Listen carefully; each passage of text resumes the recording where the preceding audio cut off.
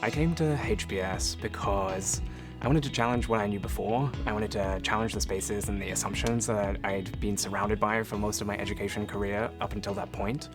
And I wanted to bring all of the lessons that I'd learned in different spaces, whether it was in England, living on an alpaca farm, or whether it was in management consulting, or whether it was in China, and find a way to learn practical skills to bring that into the world. Growing up in a first-gen low-income family to a single parent, there were a lot of times that the system or the systems I was in told me that a lot of things weren't going to happen for me, that a lot of my dreams weren't necessarily going to be realized. I wanted to come to HBS to learn the practical business skills that could create the systemic change that I want to see in the world. The systems that we have are just a series of choices that people have made. And those choices, I feel like, can be changed at any time.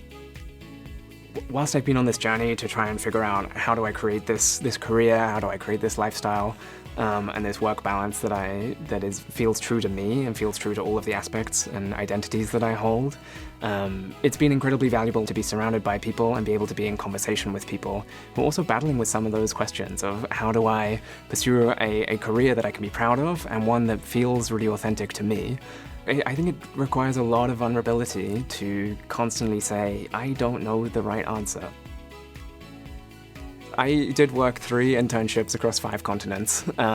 It was a little chaotic, but I think that I would hate to be held back and not do something that I love for a lack of imagination or a lack of being willing to dream about maybe a structure that was a little different.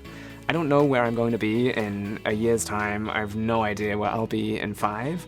But I feel like every step that I take, I'm getting a little bit closer to figuring out the world that makes sense for me and the one that I can be the most helpful to.